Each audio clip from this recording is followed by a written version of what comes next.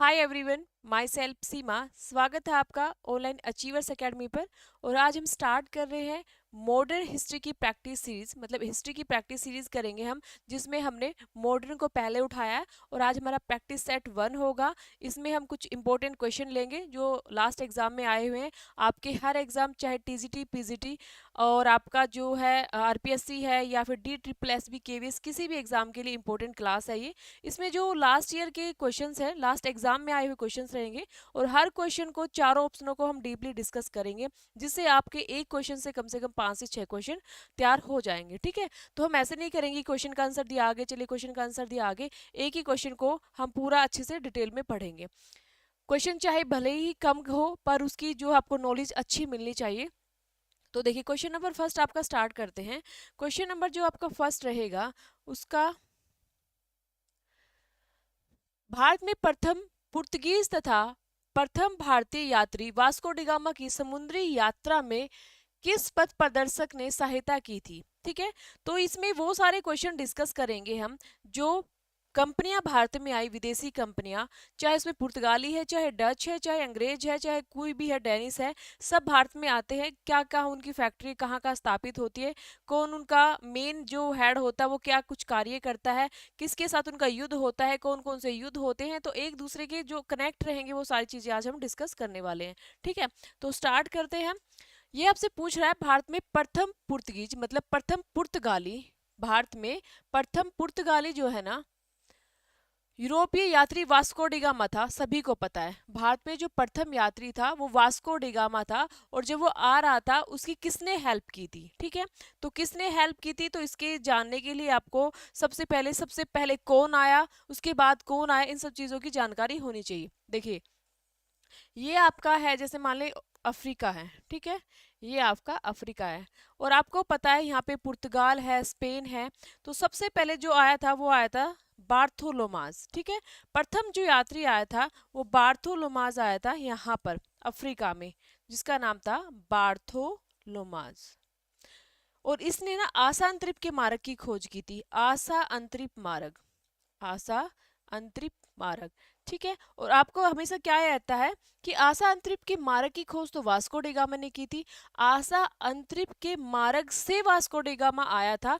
खोज जो है वो बार्थोलोमाज, मतलब सबसे पहले जो पहुंचा था वो बार्थोलोमाज पहुंचा था। ठीक है, वो यहीं से फिर वापस चला गया था, वो भारत नहीं गया था, तो यहीं से वापस चला गया था। पर आशा अंतरिक्ष की जो सबसे पहले पहुंचा था वो कौन पहुंचा था, बार्थोलोमाज पहुंचा था। आशा अंतरिक्ष मार्ग, या इसको बोल सकते हैं कैप, कैप मतलब किनारा, कैप ऑफ गुड होप, मतलब आशा की एक किरण, आशा की गुड होप मतलब एक किरण, कैप मतलब किनारा, ये भी बोल सकते हैं, आशा अंतरिक्ष मार्ग भी बोल सकते हैं। तो ये यहाँ तक आया और यहाँ से वापस चला जाता है। उसके बाद वास्को डिगामा जो आता है वो आता है भारत में। सबसे पहले वो यहीं तक पहुंचेगा, सीधा यहाँ तक आएगा। यहाँ पे जो उसको एक यात्री मिलेगा, गुजराती यात्री। ठीक है, ये भारत है इस साइड। ठीक है, भारत का गुजरात है, यहाँ के व्यापारी है ना, अक्सर यहाँ पे व्यापार करने आया करते थे, जिसका नाम था अब्दुल मजीद, अब्दुल मजीद। और कहीं कहीं लिखा होता है अब्दुल मनीफ। वो यहाँ पे उससे मिलता है, कौन मिलता है भाई, आपका वास्को डिगामा। वास्को डिगामा उससे यहाँ पे मिलेगा और बोलेगा भाई मुझे इंडिया लेके चलो, भारत लेके चलो, और वो इसके साथ यहाँ तक आता है। और कहाँ पहुंचेंगे, केरल। ठीक है, केरल पहुंच जाते हैं। केरल पहुंचने के बाद उनका जो स्वागत करता है, कौन करता है, जमोरिन करता है। जमोरिन उनका स्वागत करेगा। स्वागत करने के बाद जो जमोरिन है उनको यहाँ पे अथॉरिटी दे देगा, किसको, वास्को डिगामा को, कि भाई आप यहाँ पे व्यापार कर सकते हैं। उनको 3 समुद्री जहाज लाने की अनुमति भी दे दी थी।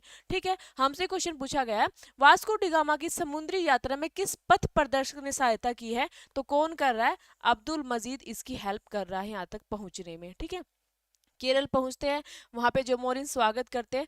जमोरिन स्वागत इसलिए नहीं कर रहे हैं या इसलिए हेल्प नहीं कर रहे हैं कि उनको कोई विदेशी व्यापारी अच्छा लग रहा है, विदेशियों के साथ कोई इंटरेस्ट है। वो इसलिए कर रहे हैं क्योंकि यहाँ पे जो चेटियार हैं, व्यापारी थे, यहाँ पे गुजराती व्यापारी ही ज्यादा मुनाफा कमा रहे थे और जो जमोरिन को कम दे रहे थे। तो इनको लगा ये वाले व्यापारी आ जाएंगे तो मैं इनसे डायरेक्ट व्यापार कर लूंगा और फिर मुझे ज्यादा फायदा मिलेगा, ये वाली चीजें आपको याद रखनी है। तो ये इंपॉर्टेंट है आपके लिए अब्दुल मजीद, ठीक है। उसके बाद हम सबको पढ़ेंगे, पहले वास्को डिगामा आता है, उसके बाद पेट्रो अल्वारेज आएगा, उसके बाद आपका वास्को डिगामा दोबारा आएगा, फ्रांसिसो द अल्मेडा आएगा, अल्फांसो द अल्बुकर्क आएगा। तो वो सारी चीजें डिस्कस करेंगे। तो मेन हमारा क्वेश्चन था, हमारी हेल्प कौन कर रहा है, अब्दुल मनीफ कर रहा है, तो राइट आंसर इसका बी जाएगा, ठीक है। तो इसके साथ ही आपको ये सारी चीजें समझ लेनी है। नेक्स्ट चलते हैं, निम्न में से किस पुर्तगाली वायसराय ने भारत में पुर्तगालियों की आबादी बढ़ाने के उद्देश्य से भारतीय स्त्रियों से शादी करने के लिए प्रोत्साहित किया।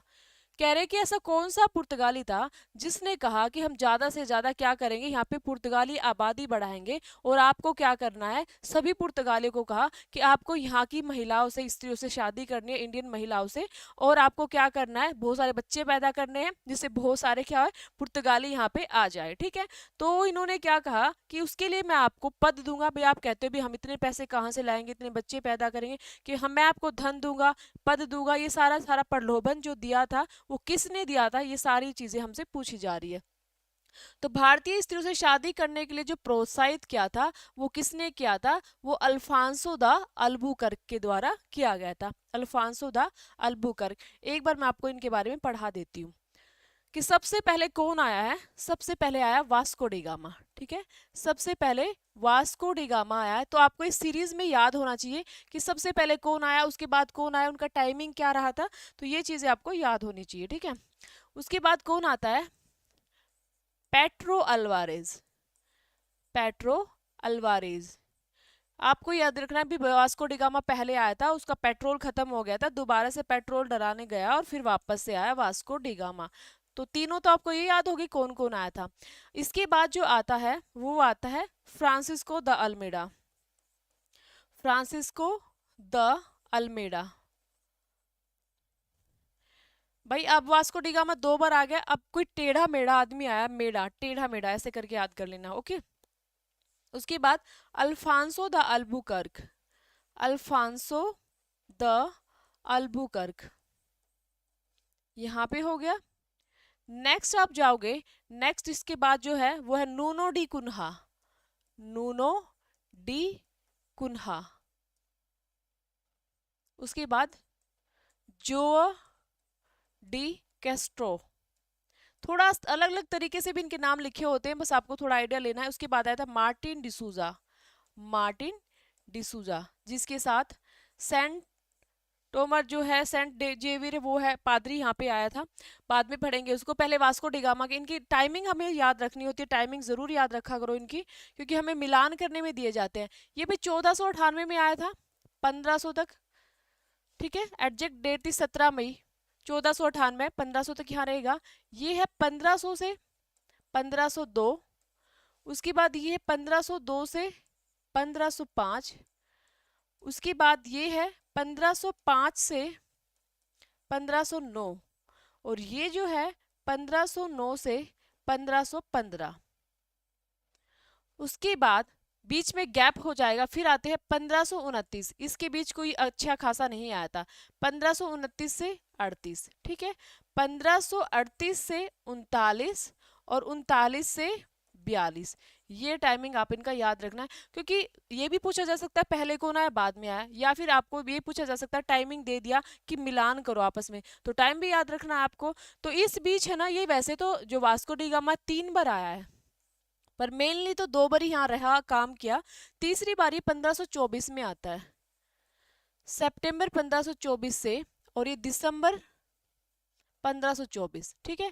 यहाँ पे फिर इसकी मृत्यु हो जाती है दिसंबर में, कहाँ पे होगी, कोचीन में, फिर इसको लिस्बन ले जाया जाता है।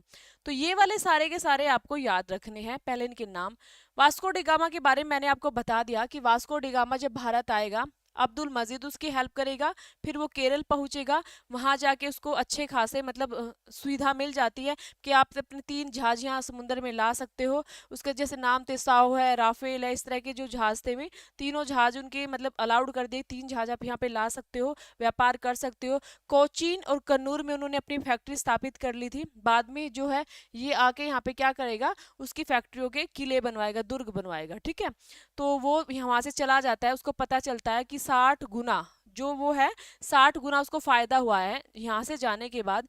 खर्चा जितना भी होता है उसके आने का और उसके जाने का, आय आय व्यय को काट कर उसको जो प्रॉफिट मिला वो 60 गुना मिला है। वहां जाके ये बात जब सबको पता चलती है तो सब प्रोत्साहित होते हैं यहाँ आने के लिए, ठीक है। उसके बाद जब वो दोबारा आएगा ना, जब दोबारा आएगा, दोबारा उसको थ्योरी नहीं मिलेगी, कौन नहीं देगा, जमोरिन, क्योंकि जमोरिन को उसके जाने के बाद ये पता चल जाता है कि जब ये पहली बार आया था इसने मेरे को झूठ बोला कि मैं तेरे साथ व्यापार करूंगा, और छुप छुप के इसने गुजरातियों के साथ भी व्यापार किया और चेट्टियार के साथ भी, तो ये जमोरिन तो उसको घुसने नहीं देता सेकंड बार, ठीक है।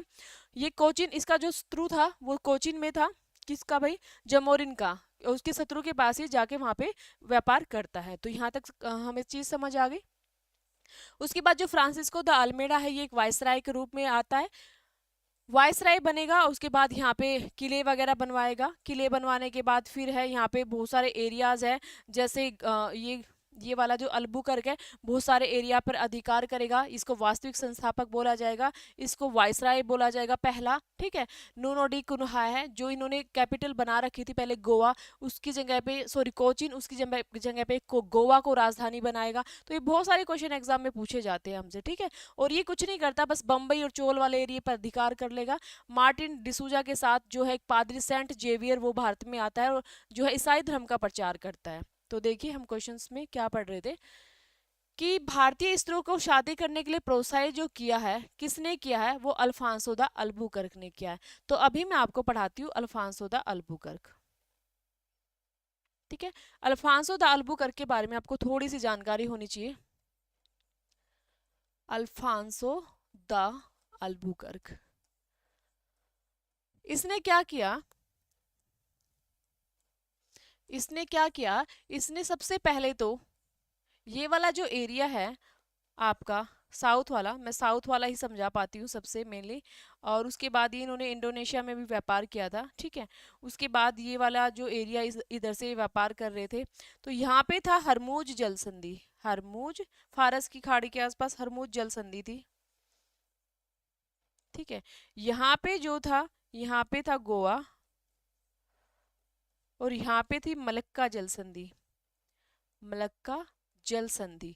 तो इसने सबसे पहले ये वाला कार्य किया था, क्या कार्य किया था भाई इसने, इसने क्या कि ये वाला जो एरिया है ना, इसने गोवा वाला, ये वहां के जो शासक थे बीजापुर के आदिल शाह, उससे छीन लिया था इसने, कब, 1610 में, 1610 में इस पे अधिकार कर लिया था।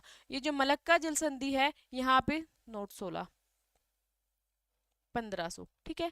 और यहाँ पे जो है 1511 में इसने मलक्का जल संधि पर अधिकार कर लिया था, ठीक है। और उसके बाद इसने ना 1515 में यहाँ पर हरमुज जल संधि पर अधिकार इसने कर लिया था। तो ये काफी इंपॉर्टेंट क्वेश्चन है जो एग्जाम में आता है, ठीक है। तो ये वाली चीजें आपको याद करनी है कि भाई गोवा पर, मलक्का पर, हरमुज पर किसने अधिकार किया था, तो ये जो अधिकार किया था ये अल्फांसो द अल्बुकर्क ने किया था, ठीक है। उसके बाद इसके 3 मोटिव होते थे, 3 पर्पस थे, गोल्ड, गोल्ड, गोल्ड और ग्लोरी। मतलब क्या है, भगवान, पैसा और नाम, फेम, नेम फेम, ये 3 इसके मेन मोटिव थे भी, ये तीनों मुझे यहाँ पे इंडिया में प्राप्त करने या अपने व्यापार में प्राप्त करने हैं। मतलब अपने धर्म का इसने प्रचार किया था बहुत ज्यादा यहाँ पे, ईसाई धर्म का। गोल्ड, पैसा तो ये कमा ही रहा था, चारों तरफ से इसने अधिकार कर लिया था। और ग्लोरी, नाम फेम, नाम फेम के चक्कर में इसने कहा कि भाई ऐसा करना, आपको पुर्तगालियों का नाम होना चाहिए, तो इसलिए आपको यहाँ की महिलाओं से शादी करनी है, उसके लिए मैं आपको पैसे, पद, सब चीजें दूंगा, ठीक है। तो इसलिए इसने ये सारी चीजें यहाँ पे बढ़ाई थी। तो ये अल्फांसो द अल्बुकर्क था। नेक्स्ट चलते हैं, तो इसमें हमें जाना है आंसर पे, अल्फांसो द अल्बुकर्क, ठीक है। नेक्स्ट है, निम्न में से किसने गोवा को भारत में पुर्तगाली राज्य की औपचारिक राजधानी बनाया था। निम्न में से किसने गोवा को भारत में पुर्तगाली राज्य की औपचारिक राजधानी बनाया था। तो इससे पहले जो राजधानी थी वो कोचीन थी, ठीक है। इससे पहले जो राजधानी थी वो कोचीन थी। तो एक बार आप समझ लीजिए, जो नूनो डी कुन्हा है ना, नूनो डी कुन्हा, इसने जो है ना कैपिटल या राजधानी क्या बनाई थी, गोवा बनाई थी। और गोवा से जो पहले थी वो क्या थी, वो कोचीन थी। तो कभी भी इससे रिलेटेड जो क्वेश्चन पूछा जाए, कभी भी इससे रिलेटेड जो क्वेश्चंस पूछा जाए, तो वो क्या है, वो आपको यही याद रखना है कि सबसे पहले कैपिटल किसके द्वारा बनाई गई थी, ठीक है। तो हम पढ़ रहे थे नूनोडी कुन्हा, तो इसमें क्या पढ़ रहे हैं कि इसने क्या किया था, गोवा को कैपिटल बनाया था, ठीक है। इसने गोवा को राजधानी बनाया था, पहले क्या थी, पहले कोचीन थी। तो इसने गोवा को राजधानी, वैसे इसका टाइमिंग जो हमें पता है वो क्या है, 1529 से 1538, ठीक है। 1529 से 1538 इसका टाइम है। तो इसके टाइम के दौरान ही इसने कुछ कार्य किया होगा, तो इसने 1530 में तो राजधानी को चेंज किया था, ठीक है, 1530 में, तो ये टाइमिंग भी पूछ लिया जा सकता है। और उसके बाद इसने 1534 में बसीन द्वीप पर अधिकार किया था, ठीक है। बसीन द्वीप पर इसने अधिकार किया था 1534 में, ठीक है। और 1534 में ही इसने किस पर अधिकार किया था, सालसेट, ठीक है। 1534 में ही इसने जो है आपका हुगली,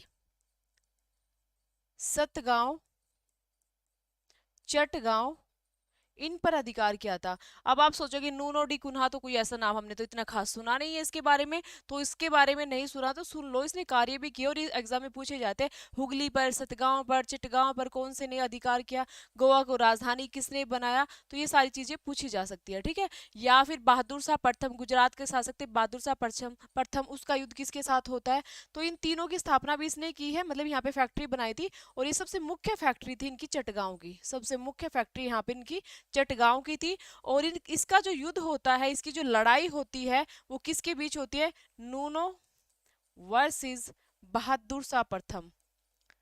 ये बहादुर शाह प्रथम गुजरात वाला शासक है, क्योंकि इसने यहाँ पे इसकी हेल्प ली थी तुर्की वालों की, और इसकी नूनों के साथ झगड़ा होता है, उसके बाद इसकी हार हो जाती है, मृत्यु हो जाती है।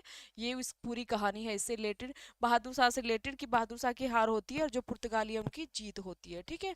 उसके बाद हमें पढ़ना है सालसेट द्वीप पर कब अधिकार हुआ, और उसके बाद जो है 1535 में, ठीक है, सालसेट द्वीप पर अधिकार इसने किया था, बस इससे रिलेटेड इतना। वैसे बाकी और भी है, इसने जो है बंगलुरु पर अधिकार किया था, उसके बाद इसने अंजी द्वीप पर अधिकार किया था, क्रांगनोर पर अधिकार किया था, वो 1536 में किया था। तो 1536 में जो है इसने क्रांगनोर, बंगलुरु और अंजी द्वीप पर अधिकार किया था, इतना ही इसके बारे में पढ़ना है। तो हम अपने क्वेश्चंस पर जाते हैं। क्वेश्चन क्या था हमारा, एक मिनट, जो क्वेश्चन हमारा था वो था, ये नहीं है, ये था कि निम्न में से किसने गोवा को भारत में पुर्तगाली राज्य को औपचारिक रूप से बनाया था, ठीक है। तो वो था नूनोडी कुन्हा, ये समझ आ गया होगा। नूनोडी कुन्हा था जिसने क्या किया था, अपनी जो है कैपिटल को बनाया था।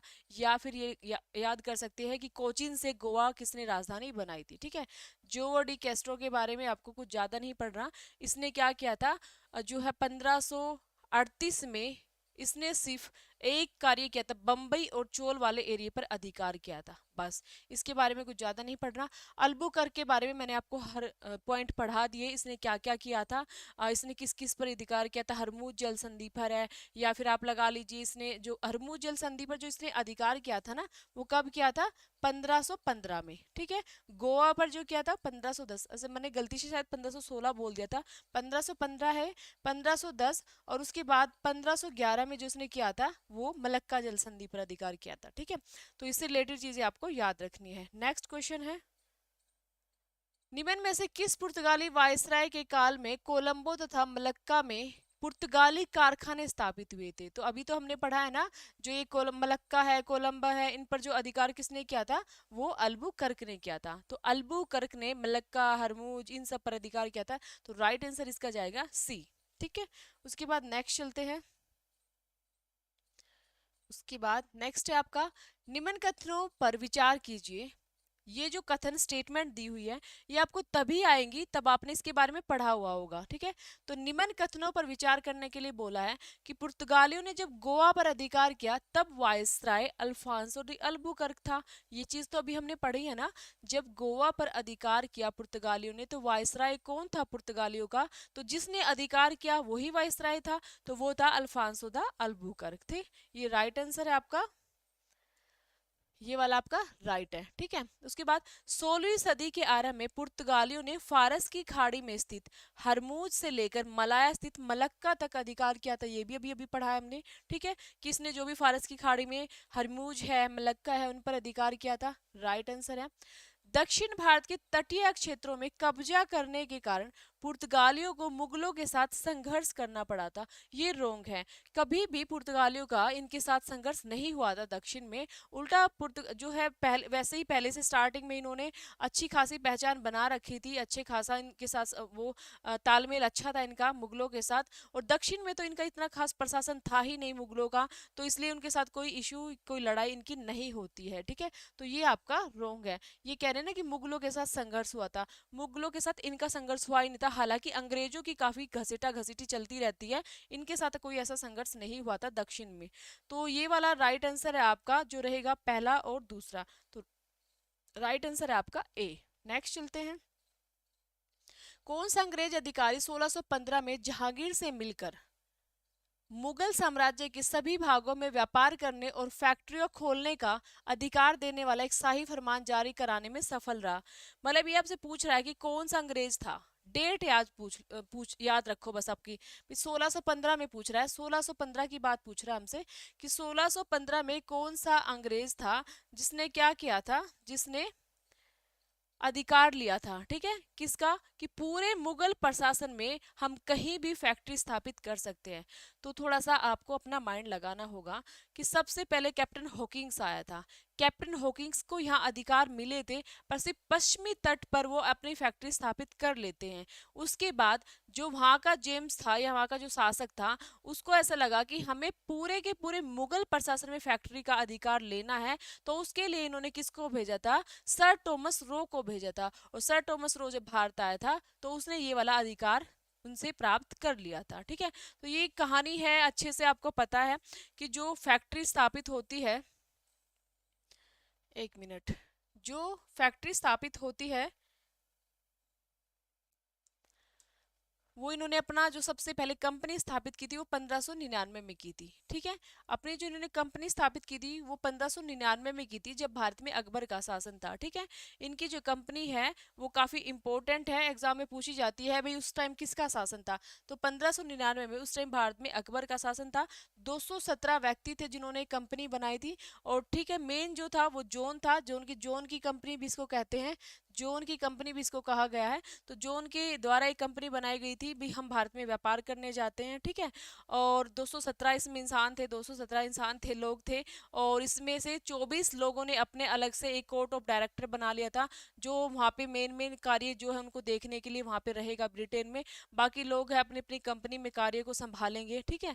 और उसके बाद 1600 में महारानी एलिजाबेथ ने इस पर हस्ताक्षर कर दिए थे। मतलब वो चीज़ वैलिड तब होती है जब वहाँ की महारानी हस्ताक्षर कर देती है। तो कंपनी 1599 बन जाती है। 1600 पर 1600 में महारानी एलिजाबेथ प्रथम टेलर उसका नाम था, उसने हस्ताक्षर कर दिए भाई ठीक है आप व्यापार कर लो, और 15 वर्ष के लिए आपको अनुमति दे दी जाती है, ठीक है।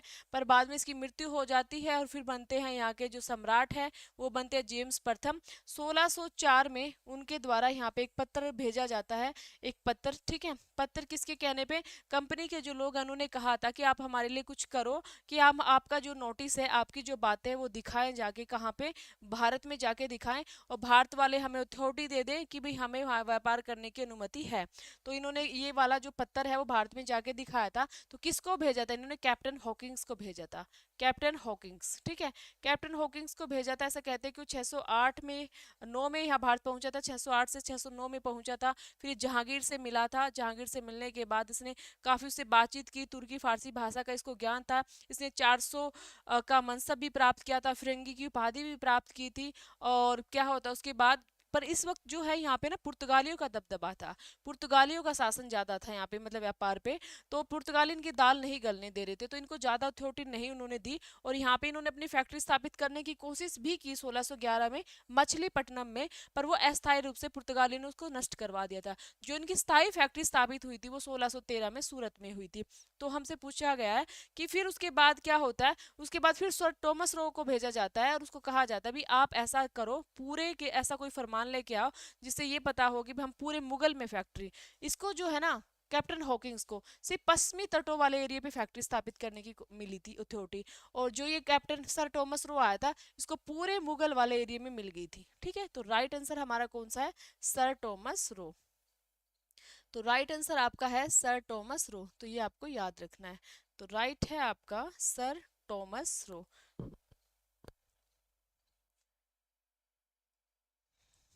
तो ये वाला राइट आंसर। ठीक है, हॉकिंग्स के बारे में हमने पढ़ा आज, हालांकि अधिकार इसने प्राप्त किए थे पर ज्यादा ही प्राप्त नहीं कर पाया।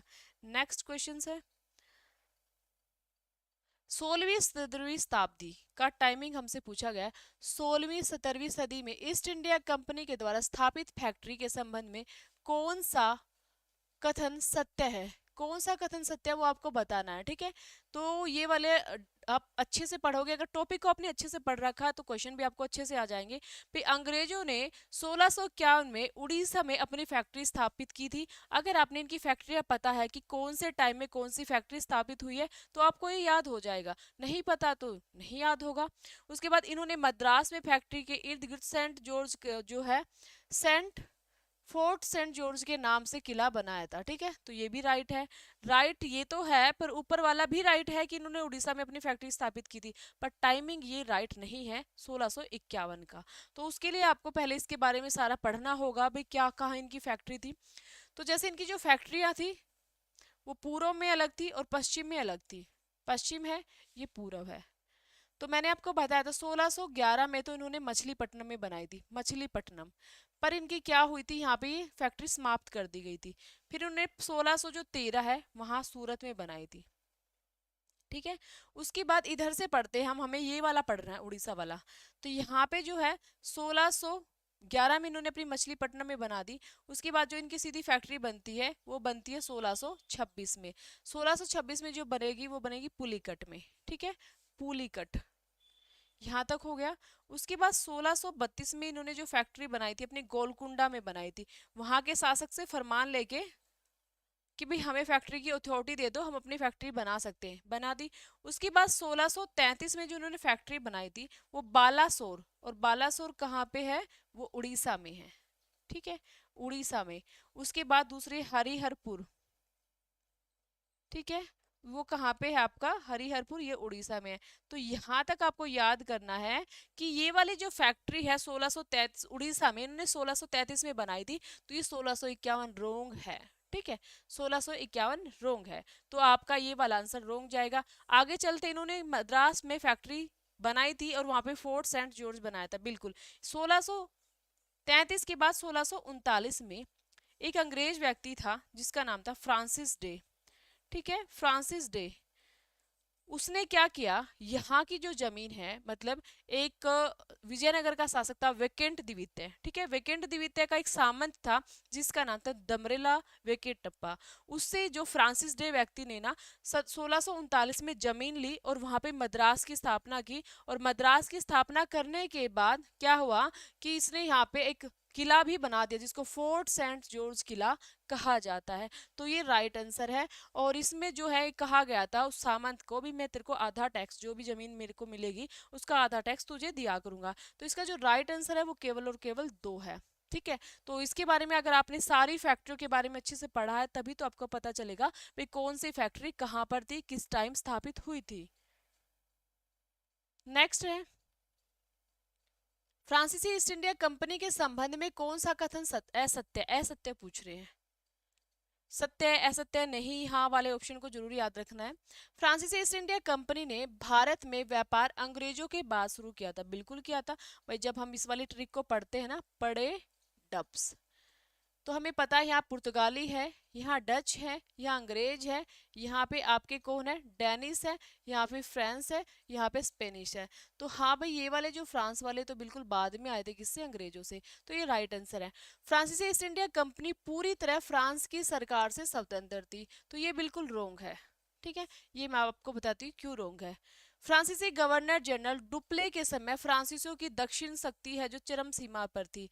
फ्रांसीसियों और अंग्रेजों के बीच भारत में 3 युद्ध हुए थे जिनको कर्नाटक के युद्ध बोला जाता है। ठीक है, तीनों युद्ध में, पहले युद्ध में भी जो है फ्रांसीसी ही विजय रहते हैं, दूसरे में भी फ्रांसीसी ही विजय रहते हैं, और अंतिम टाइम तक जब तक डुप्ले को वापस नहीं बुला लिया जाता पलड़ा फ्रांसीसियों का ही भारी रहता है। और जब डुप्ले चला जाता है तो उस दिन से ही इनकी फ्रांसीसियों की हार होनी शुरू होती है। तो डुप्ले के साथ ही शक्ति चरम सीमा पर थी, तो ये राइट आंसर है। ठीक है, उसके बाद नेक्स्ट है वाणिज्य युद्ध के बाद हुई पेरिस संधि के बाद फ्रांसीसी भारत में केवल व्यापार केंद्र रूप में काम कर सकते थे तथा न तो में अपनी फैक्ट्रियां या किलेबंदी कर सकते थे और न ही वहां पर सैनिक रख सकते थे। कि जब वाणिज्य की लड़ाई इनके बीच होती है अंग्रेजों, तीसरा कर्नाटक युद्ध होगा उसी के लास्ट में जो है उसी में ही वाणिज्य की लड़ाई होती है जो 1760 में होगी। 1760 जो अंग्रेजों और किसके बीच होती है, फ्रांसीसियों के बीच होती है। इसमें फ्रांसीसियों की हार होती है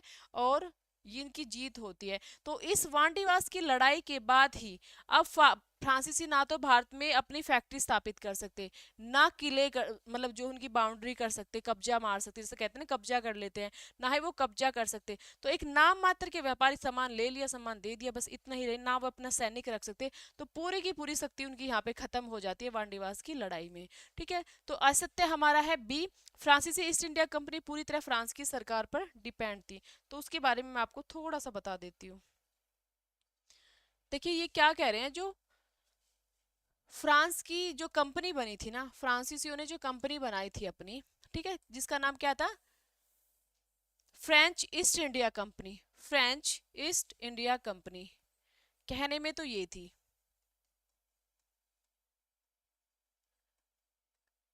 वैसे इसको बोलते थे कंपनी डेस ओरिएंटलिस। ठीक है, कंपनी डेस ओरिएंटलिस इसको ऐसा नाम से बोला जाता है, वहां के नाम से इसको बोला जाता था। ये वाली जो है ना, ये वाली जो स्थापित होती है 1664 में, 1664 में बनेगी और भारत में ये फैक्ट्री स्थापित करेगी 1668 में। सबसे पहली फैक्ट्री जो इसकी रहेगी वो सूरत में रहेगी। ठीक है, सूरत में। पर ये जो फैक्ट्री है, ये सॉरी ये जो कंपनी बन के आएगी, व्यापारिक कंपनी इसको बोलते हैं, व्यापारिक कंपनी। ठीक है, ये जो व्यापारिक कंपनी है ना, ये जो है ये 55 लाख लिब्र खर्च करके बनती है। 55 लाख लिब्र खर्च करके बनती है, जिसमें से 35 लाख लिब्र यहाँ की सरकार के द्वारा दिए गए।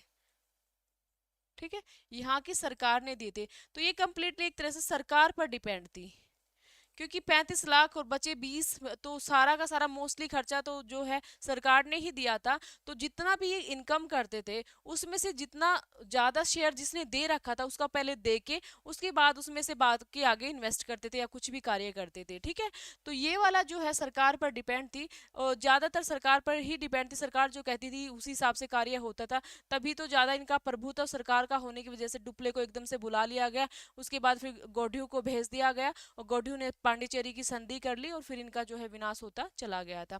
तो ये वाली चीजें हैं। तो आपको इसलिए याद रखनी है कि यहाँ पे ज्यादा सरकार ने इन्वेस्ट किया होता तो ये वाली जो है कंपनी सरकार पर ही डिपेंड थी। जो ये कंपनी आती है अंग्रेजों की, ये बिल्कुल भी सरकार पर डिपेंड नहीं थी, इन्होंने अपनी कंपनी बना रखी थी। ठीक है, और डच वाली थी वो उन्होंने भी अपनी थी, पर कुछ कंपनियों को मिक्स करके बना रखी थी। तो ये जो कंप्लीटली सरकार पर डिपेंड थी। ठीक है, नेक्स्ट है, ये वाली हमने कंप्लीट कर ली। तो ये फ्रांस की सरकार से स्वतंत्र नहीं थी, फ्रांस की सरकार के अंडर में थी, उन पर डिपेंड थी। नेक्स्ट चलते हैं,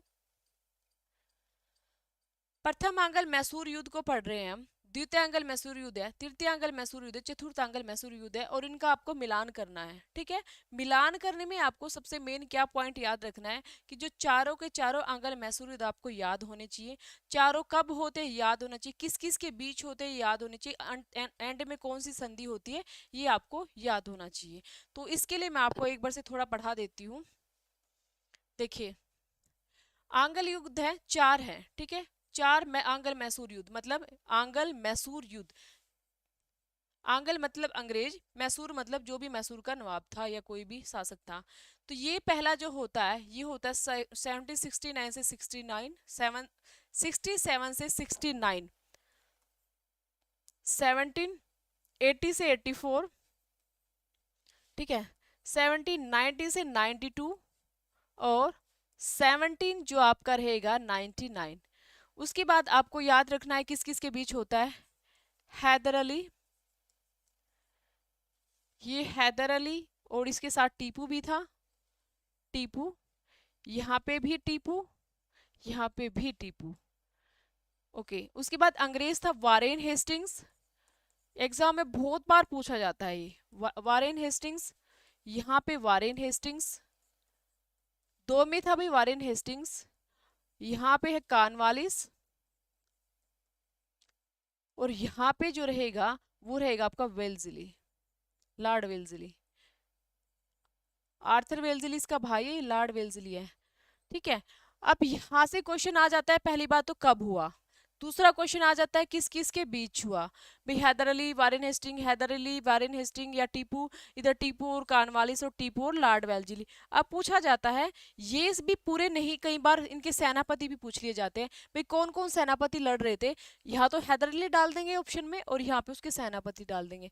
तो यहाँ पे जो था, यहाँ पे जो सेनापति रहेंगे और यहाँ पे सब चारों में अलग अलग रहेंगे। ठीक है। तो एक साथ कई कई सारे थे यहाँ पे। यहाँ पे एक तो था जोसेफ स्मिथ, जोसेफ स्मिथ, नाम याद रखना बेन का, बहुत इंपॉर्टेंट है। कर्नल वुड, वेरेलिस्ट, तीनों नाम ही इंपॉर्टेंट है। यहाँ पे जो था हैदर अली के साथ साथ कौन लड़ा था, एक तो इसका भाई था आर्थर वेल्जली, एक तो था टॉमस मुनरो, एक तो था सर आयरकुट, एक तो था सर आयरकुट। उसके बाद मैथ्यूज, उसके बाद मैकार्टनी जो संधि करने आया था। आर्थर वेल्जली लड़ रहा था किसके साथ, हैदर अली के साथ, ये गुंटूर से आया था अटैक करने।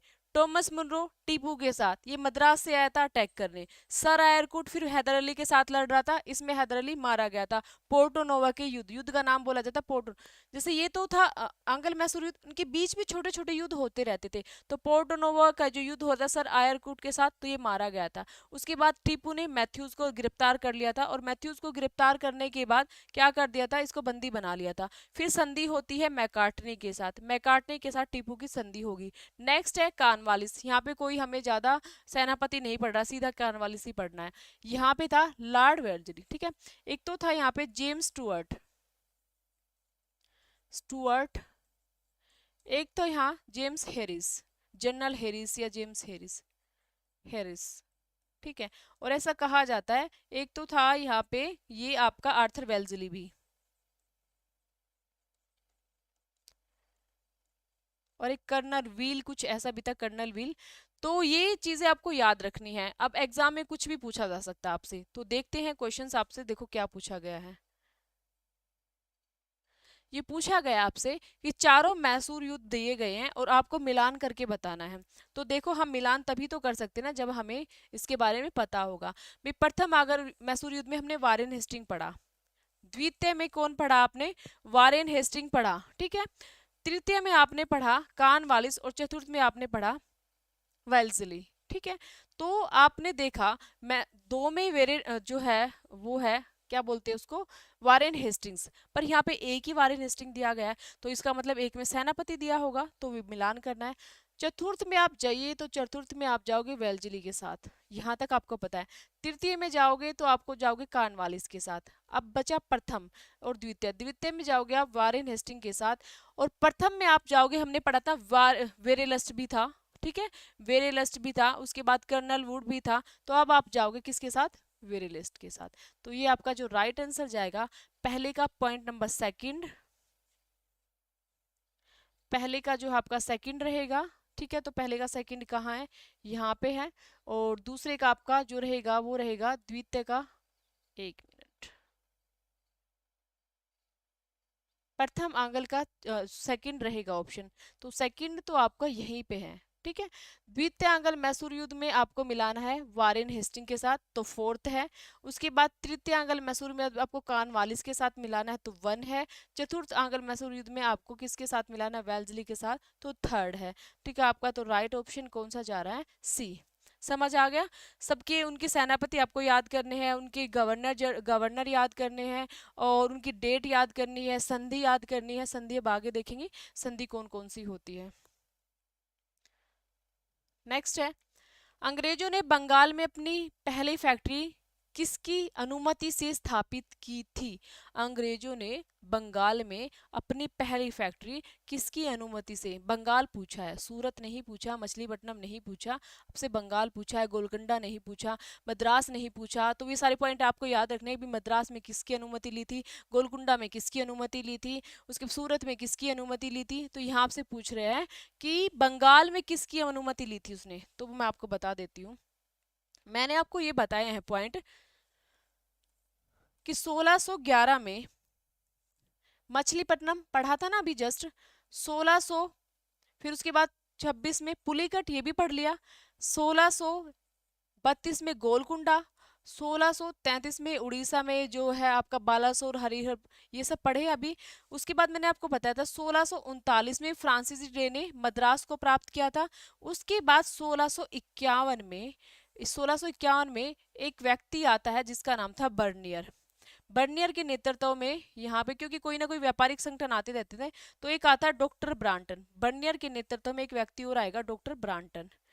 डॉक्टर ब्रांटन ने ना शाहसुजा की बहन थी, शाहसुजा जो है शाहजहां का दूसरा पुत्र, सेकंड नंबर का, शाहसुजा की जो बहन थी ना, उस बहन का कहीं कहीं बुकों में लिखता है कि भी उसकी फैमिली में कोई मेंबर थी, उसका इलाज किया था, जिस भी प्रॉब्लम में थी वो उसका इलाज किया और वो ठीक हो गई थी। इससे खुश होकर शाहसुजा ने ना 3000 रुपए में, भाई मुझे 3000 रुपए देते रहना वार्षिक, और बंगाल, बिहार और जो आपका उड़ीसा, तीनों में मुक्त व्यापार आप कर सकते हो। मेनली बंगाल लिखा होता है पर है, मतलब इसने तीनों जगह देते हैं, बंगाल, बिहार और उड़ीसा। मुक्त व्यापार कहा है, टैक्स दीवानी नहीं दी है। ये चीजें बहुत कंफ्यूज करती हैं बच्चों को, लगता है कि वो टैक्स वाली चीजें तो वहां पे मिली थी उनको, टैक्स वसूल करना अलग चीज है, अभी इस सारे एरिया का टैक्स मेरे हाथ में आएगा, और एक मैं यहाँ पे व्यापार कर रही हूँ और उसके लिए टैक्स दे रही हूँ, तो मेरा टैक्स माफ हुआ है। तो यहाँ पे टैक्स माफ हुआ उनका, न कि वो टैक्स वसूल रहे हैं। तो ये चीजें आपको ध्यान देनी है। तो ये वाला आपका शाहसुजा जो है ना, शाहसुजा, इसने जो है व्यापार करने की अथॉरिटी इनको 3000 रुपए में दे दी थी, मुक्त व्यापार की। समझ आ गया? ये वाला मेन पॉइंट आपको याद रखना है। निम्नलिखित में से कौन सा कथन बंगाल के तत्कालीन सूबेदार तथा बंगाल में स्वतंत्र सत्ता की स्थापना करने वाले मुर्शिद कुली खां के संदर्भ में सत्य है? ठीक है, इसके काल में सीताराम राय, उदय नारायण, ये क्या था? मुर्शिद कुली खां कौन था? ये बंगाल का नवाब था। पहला बंगाल का नवाब मुर्शिद कुली खां बनता है। बंगाल पहले एक सूबा हुआ करता था, सूबे का सूबेदार हुए करते थे। उसके बाद एक टाइम ऐसा आता है कि मुर्शिद कुली खां वहां का, उसको सूबेदार नहीं, वहां को एक प्रॉपर एक शासन बना के उसको वहां का नवाब बन जाता है। ठीक है, और अपना वहां पे शासन कर लिया जाता है। पहले मुगलों के अधीन हुआ करते थे, बाद में स्वतंत्र हो गए। तो मुर्शिद कुली खां इसकी स्थापना करता है, और ये ना सीधा कृषकों को मतलब वो क्या करता है, कृषकों से तालमेल बना के रखता है और ठेकेदारी प्रथा शुरू करता है। इजारेदारी ठेकेदारी प्रथा शुरू होगी तो जमींदारी प्रथा खत्म होगी, जमींदारी प्रथा खत्म होगी तो जमींदार विद्रोह करेंगे। इसके काल में 3 जमींदारों ने विद्रोह किया था। तो एक तो पूरा ग्रुप बना के किया था सीताराम राय, उदय नारायण और गुलाम मोहम्मद ने, तीनों ने इकट्ठे एक विद्रोह किया था। उसके बाद दूसरा किया था नजात खान ने, और तीसरा करा था वो जो किया था, अभी कहाँ गया, सुजात खान ने। ठीक है, तो तीनों के तीनों विद्रोह किसके काल में होते हैं? मुर्शिद कुली खां के काल में होते हैं। तो आपको याद रखना है कि जो सीताराम राय है, उदय नारायण है तथा गुलाम है, इन तीनों ने मुर्शिद कुली खां के काल में विद्रोह किया था। इसने नजाद खां को हटा दिया और उसके लिए उसके जगह पर अपना कृपा पात्र राम जीवन को लगा दिया था, और सुजात खान ने भी इसके काल में विद्रोह किया था। तो तीनों ही राइट आंसर हैं इसके काल के। तो ये है बंगाल का नवाब मुर्शिद कुली खां। उसके बाद आएगा जो अलग अलग नवाब आते जाएंगे। ठीक है, सुजाउद्दीन है, सरफराज है, उसके बाद अलीवर्दी, वो है आपका अलीवर्दी है, सिराजुद्दौला, मीर जाफर, मीर कासिम, फिर से मीर जाफर, ठीक है, नजमुद्दौला, ये सारे आपको पढ़ने हैं इसमें। रॉबर्ट क्लाइव ने इलाहाबाद की दूसरी संधि 16 अगस्त 1765, 16 अगस्त 1765 में किस किस के बीच होती है? तो रॉबर्ट क्लाइव, ये संधि कब होती है? बक्सर के युद्ध के बाद। ठीक है, संधि कब हो रही है? बक्सर का युद्ध। बक्सर का युद्ध कब होता है? बक्सर युद्ध तो ये होता है 22 अक्टूबर 1764 में। ठीक है, संधि कब हो रही है भाई? संधि कब हो रही है? ये जो संधि होएगी ये होएगी अगस्त में। एक तो 12 अगस्त को हो रही है और एक 16 अगस्त को हो रही है। युद्ध आपको पता ही है किस किस के बीच हुआ था? युद्ध किसके बीच हुआ था? हेक्टर मुनरो था, हेक्टर मुनरो, वर्सेस जो रहेगा वो कौन रहेगा हेक्टर मुनरो के साथ, ये रहेगा आपका शाह आलम तृतीय, सुजाउद्दौला और आपका मीर कासिम। ठीक है, तीनों व्यक्ति रहेंगे इसमें, अवध का नवाब और मुगल बादशाह और मीर कासिम, जिसको बंगाल का नवाब भी बोल सकते हैं। ये वाले जो है संधि दो टाइप में हुई थी। ये जो हुई थी शाह आलम द्वितीय के साथ हुई थी, जो बंगाल उसका नवाब था शाह आलम द्वितीय, ये मुगल बादशाह था, मुगल बादशाह, इसके साथ हुई थी संधि। और जो दूसरी वाली संधि हुई थी वो 16 अगस्त में अवध के नवाब के साथ हुई थी, अवध के नवाब के साथ। तो हमसे अब क्वेश्चन क्या पूछा जा रहा है कि 16 अगस्त 1765 को किसके साथ हुई थी, तो अवध के नवाब के साथ हुई थी। तो ये संधि किसके साथ होती है, अवध के नवाब के साथ होगी। नेक्स्ट है, निम्न में से किसने भारत में क्लाइव द्वारा लागू किया कि दोहरी शासन प्रणाली की विपुलता पर ब्रिटेन ने हाउस ऑफ कॉमन्स में कहा। देखो मैं ही बता देती हूँ क्वेश्चन क्या था।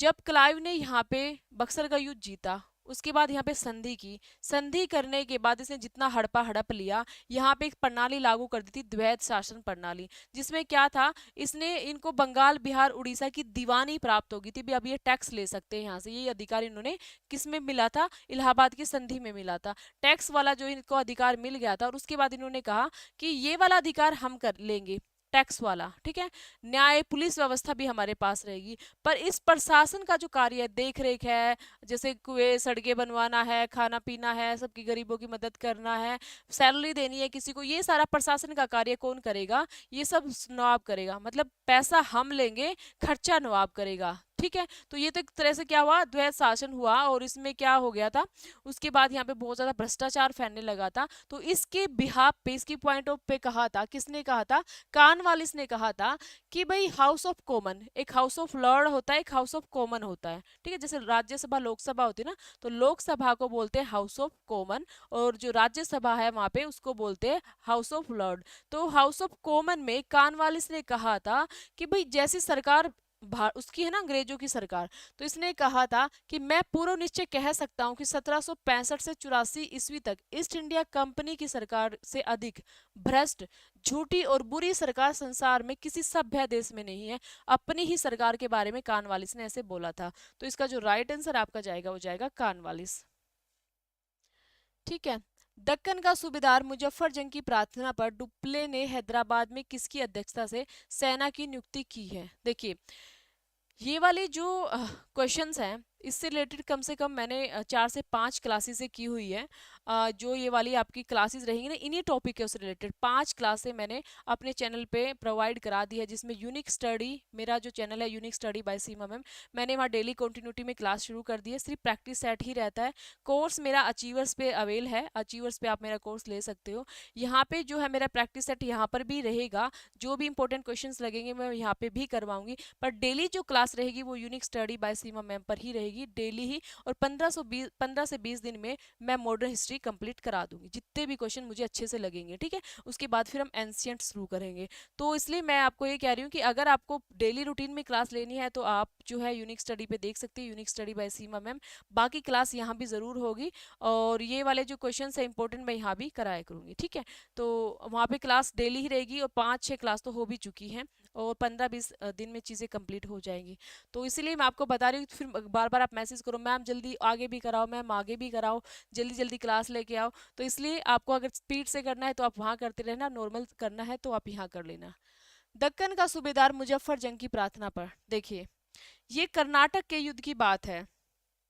कर्नाटक के युद्ध होते हैं, मैंने बताए थे 3 भारत में। ये किस किस के बीच होते हैं, कर्नाटक के युद्ध फ्रांसीसियों के बीच होते हैं, फ्रांसीसी, और दूसरे थे आपके अंग्रेज, इनके बीच कर्नाटक के युद्ध होते हैं 3। 3 कर्नाटक के युद्ध होंगे। तो जो द्वितीय कर्नाटक युद्ध होता है, हम क्वेश्चन को, जो क्वेश्चन है उसी के बिहाफ से पढ़ेंगे ना। दूसरे वाला जो कर्नाटक का युद्ध होता है वो उत्तराधिकार को लेके होता है। भारत में ना उत्तराधिकार को लेके लड़ाई रहती है, कहाँ कहाँ, कर्नाटक में हो रही थी।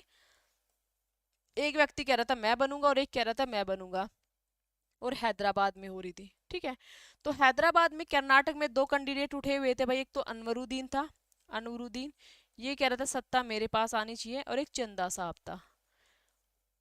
ठीक है, लड़ाई हो रही थी, ये कहते मैं, ये कह रहा था मैं। और उसके बाद यहाँ एक नासिर जंग था, नासिर जंग, और यहाँ पे दूसरा था मुजफ्फर जंग। ये कह रहे थे भाई हम बैठेंगे। ये अपने हैदराबाद में लड़ रहे थे, ये यहाँ कर्नाटक वाले एरिया में लड़ रहे थे। तो इनका साथ दे रहे थे अंग्रेज और इनका साथ दे रहे थे फ्रांसीसी। इसका साथ दे रहे थे अंग्रेज और इसका साथ दे रहे थे फ्रांसीसी। ठीक है। तो अब भाई युद्ध लड़ाई हो रही है, तो फ्रांसीसी चाहेंगे भी जिसकी तरफ हम है वो गद्दी पर बैठे, अंग्रेज चाहेंगे जिसकी तरफ हम है वो बैठे गद्दी पर। तो हमारा क्वेश्चन यहाँ से पूछा गया है, ठीक है, मुजफ्फर जंग से। तो इन्होंने इनका साथ दिया फ्रांसीसी ने मुजफ्फर जंग का, और मुजफ्फर जंग जीत गया था। नासिर जंग मारा गया था, मतलब युद्ध में नहीं मारा गया, बाद में इसी के जो सैनिकों में फूट पड़वा दी थी डुप्ले ने, और बाद में नासिर जंग मारा गया था, क्योंकि डुप्ले था उस टाइम जो यहाँ पे था गवर्नर, डुप्ले था फ्रांसीसियों का, और ये जीत गया था मुजफ्फर जंग। तो जो मुजफ्फर जंग को वापस, मतलब लड़ाई तो कहीं दूसरी जगह लड़ रहे थे, तो मुजफ्फर जंग को हैदराबाद पहुंचाना था और वहां पे उसका राज्याभिषेक वगैरह करवाना था, सब तैयारी वारी करनी थी, और वहां से वहां तक उसको पहुंचाने के लिए एक पूरा मतलब फौज वगैरह ऐसी डिसाइड की जाती है, भाई पूरी फौज आर्मी होगी, उसको अच्छे से पहुंचाया जाएगा वहां पे, भी रास्ते में कोई दिक्कत ना हो। तो उसमें डुप्ले ने बूसी को नियुक्त किया था, भाई बूसी की देख रेख में सारे कार्य होंगे और मुजफ्फर जंग को वहां पहुंचाया जाएगा। हालांकि मुजफ्फर जंग बाद में मारा जाता है, रास्ते में बीच में मार दिया जाता है, और मुजफ्फर जंग को, जैसे नासिर जंग को इन्हें मरवाया था, मुजफ्फर जंग को भी इन्होंने मरवा दिया होगा अंग्रेजों ने। तो मुजफ्फर जंग वैसे मारा जाता है, पर मेन हमसे जो क्वेश्चन पूछा जाता है, पूछा गया है, वो यही पूछा गया है कि मुजफ्फर जंग को जो वहां पे पहुंचाना था, या सुबह जो मतलब चीजें होनी थी, भाई मैं मुझे वहां पे सेफ्टली पहुंचा दो, तो उसको किसने नियुक्त किया था, मतलब किसको नियुक्त किया गया था। तो वो जो नियुक्त किया गया था वो आपका बूसी था। ठीक है। गोड्यू को हम बाद में पढ़ते हैं, कब, जब डुप्ले चला जाएगा गोड्यू आएगा। वाडिवांस की लड़ाई में कौन था, काउंट लाली था। ठीक है। नेक्स्ट चलते हैं, इंग्लैंड की ईस्ट इंडिया कंपनी के साथ फ्रांस के भारत में किस गवर्नर ने पांडिचेरी की संधि की थी। पांडिचेरी की संधि किसके द्वारा की गई थी, तो अभी मैंने आपको बताया था गोड्यू के द्वारा। ठीक है।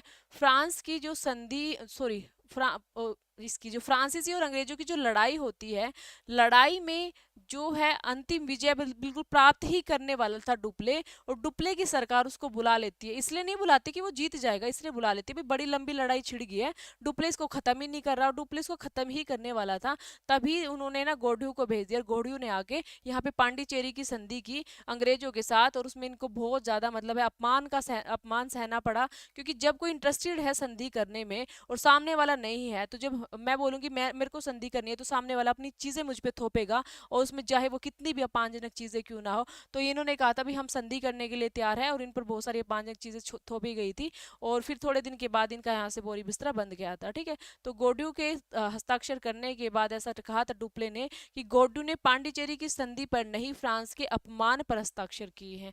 तो ये राइट आंसर है। तृतीय कर्नाटक युद्ध का क्या कारण था, तृतीय नहीं, ये प्रथम आएगा यहाँ पे। तो इसका कारण जो था ऑस्ट्रिया पर्सिया के बीच छिड़ा हुआ युद्ध।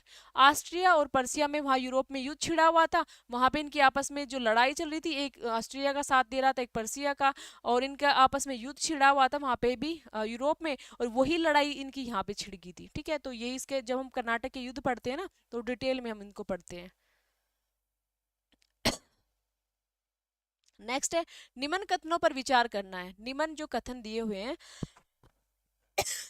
उन पर हमें विचार करना है। 1769 में टीपू और अंग्रेजों के बीच मद्रास की संधि हुई थी।